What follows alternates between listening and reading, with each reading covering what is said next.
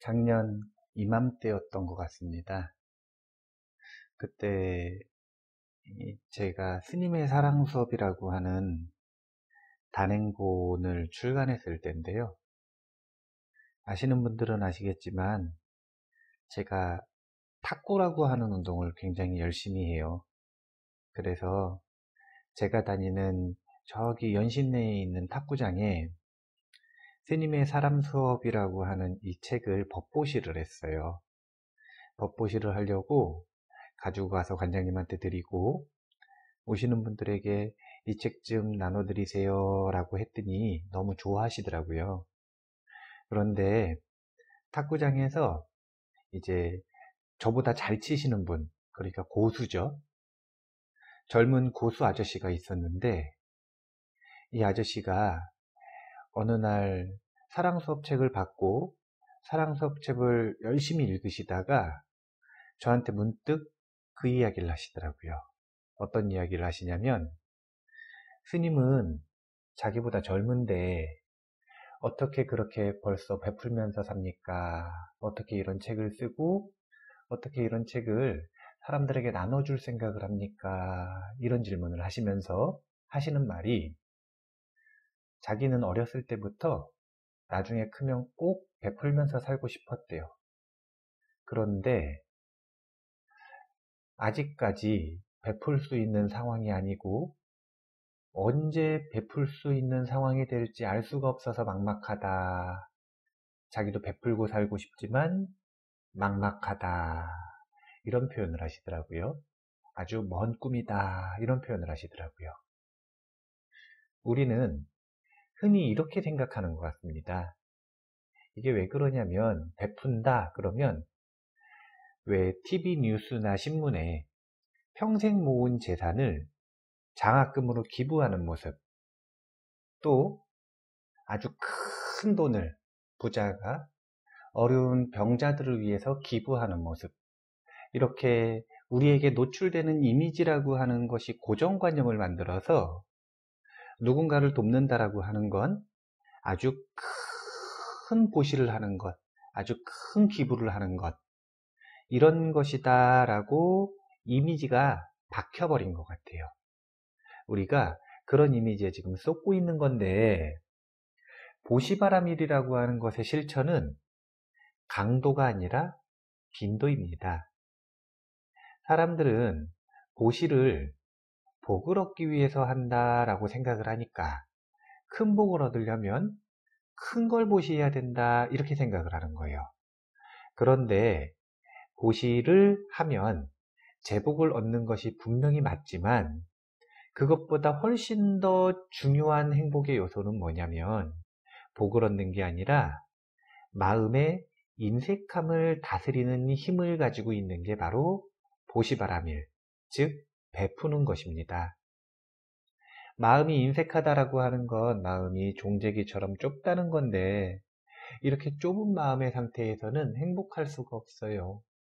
다른 존재하고 소통하기도 어렵고 두려움에 가득 차 있고 불안하고 부처님께서는 그렇게 인색한 마음 속에서는 단 하나의 선도 자라날 수 없다라고 분명하게 말씀하셨습니다. 그렇기 때문에 우리는 보시바라밀을 실천을 할 때 큰 복을 얻기 위해서보다는 마음의 인색함을 다스리기 위해 보시를 실천한다라고 하는 걸 분명하게 하셔야 돼요. 그래서 잘 보면 처음부터 큰 보시를 하잖아요.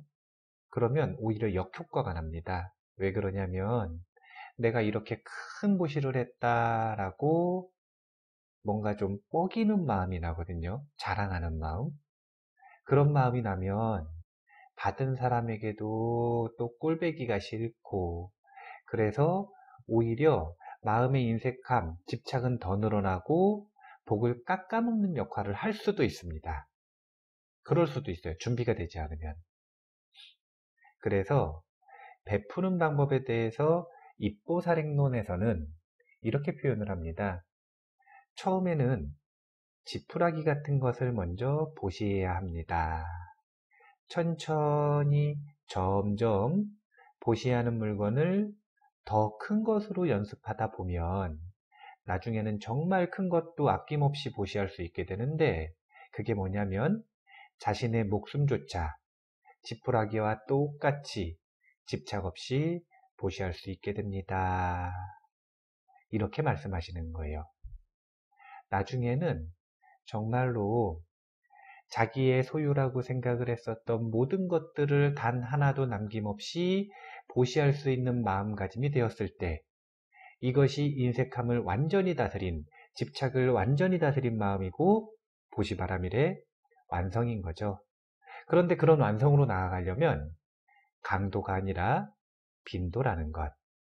강도가 아니라 빈도라는 건 얼마나 가치 있는 걸 보시하는가, 이것이 강도라면, 그것이 아니라 얼마나 자주 스스로의 마음을 다스리기 위해 보시하는가, 베푸는가, 이것이 바로 빈도인 거죠.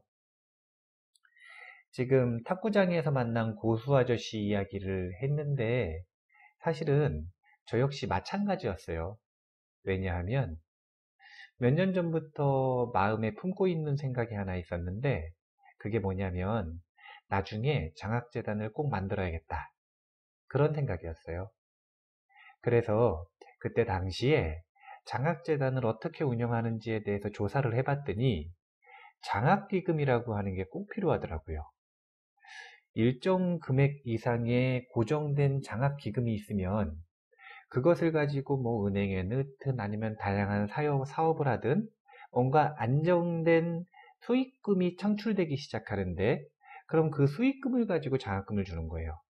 그러면 반영구적으로 멈추겠다라는 의지만 없으면 안정적으로 장학금을 줄 수가 있는 거죠. 이런 시스템으로 장학재단이 운영이 되길래, 아, 나는 지금 당장 장학기금을 마련할 수 있는 목돈이 없으니 장학금을 베푸는 것은 나중으로 미뤄야겠다. 즉 미래의 일로 밀어버린 거죠. 지금 당장 장학기금이 없다는 핑계로 밀어버린 거예요. 그렇게 밀어놨다가 문득 어느 날 이런 생각이 들었습니다. 장학기금을 꼭 마련해야만 장학금을 줄 수 있을까? 다른 방법이 있지 않을까? 그래서 한 일주일 정도 그 생각을 계속했던 것 같아요. 그러다가 문득 아이디어가 하나 떠올라서 운영하고 있는 카페에 공지글을 올리고 그 공지를 신도들에게 단체 문자를 보냈어요. 그 공지라고 하는 게 뭐냐면, 스님들에게 장학금을 드리고 싶은 분들은 아주 작은 보시금을 십시일반 모아서 장학금을 마련하자, 이거예요. 정기적으로. 이것은 생각의 전환입니다. 장학기금이라고 하는 게 꼭 그렇게 큰 목돈일 필요가 없는 거죠.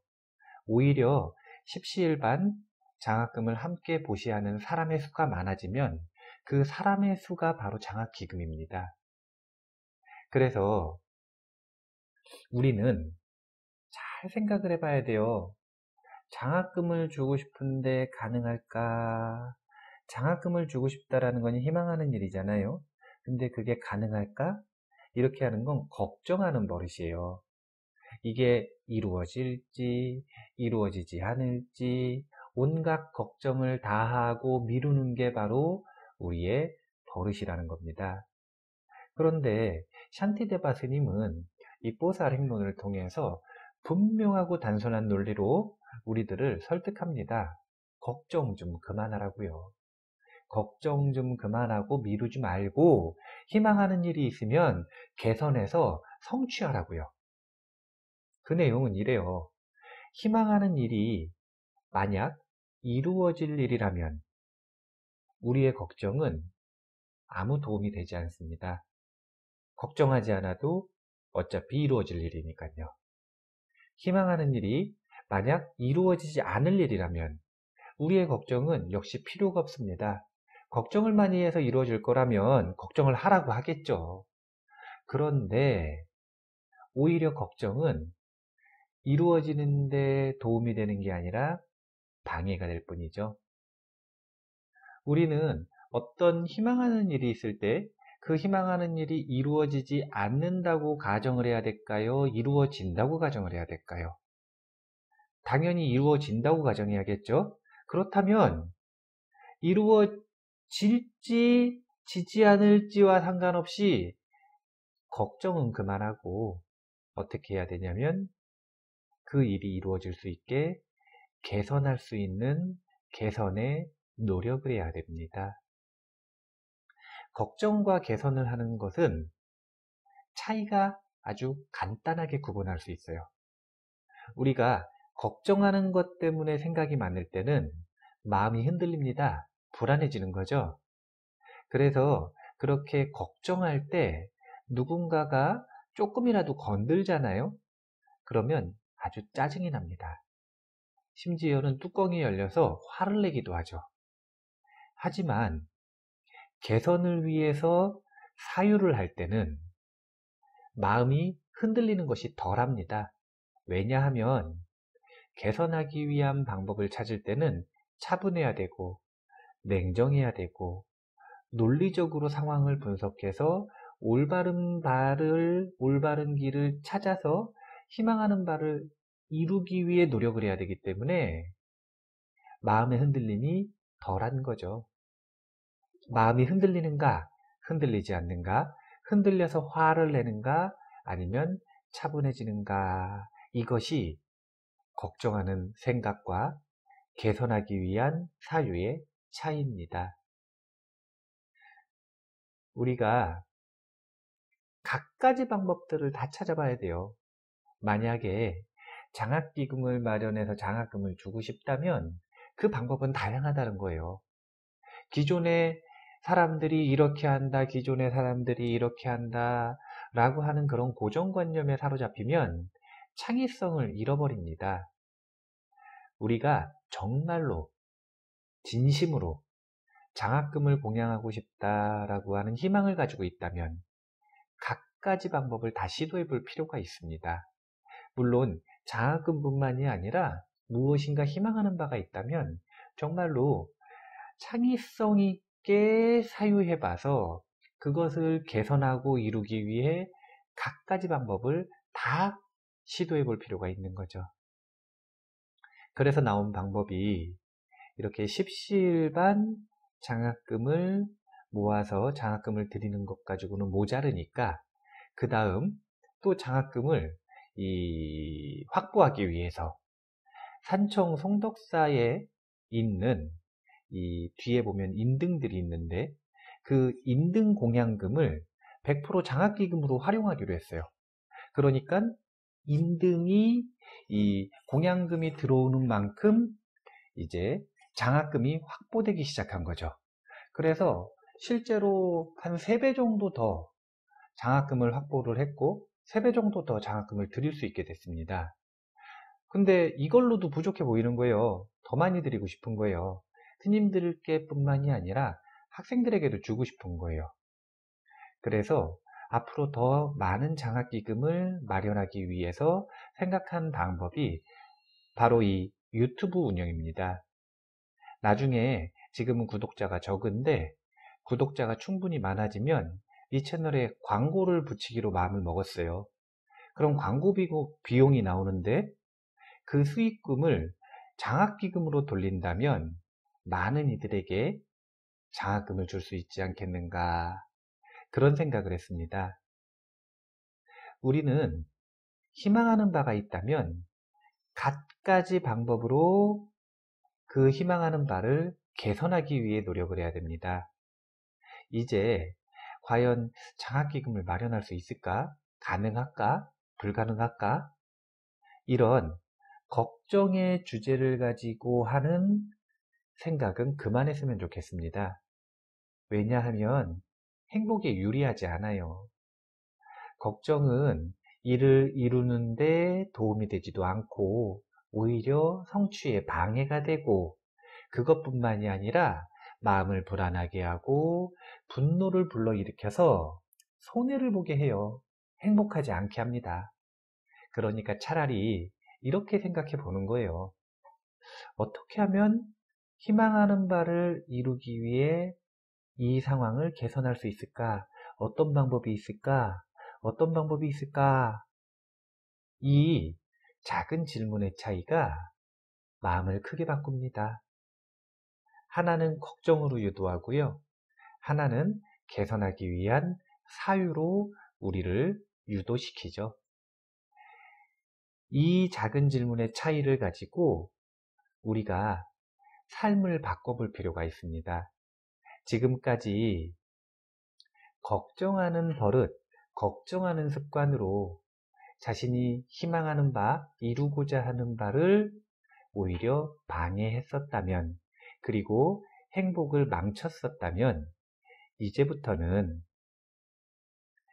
그 일을 이루기 위해서 걱정은 빼버리고,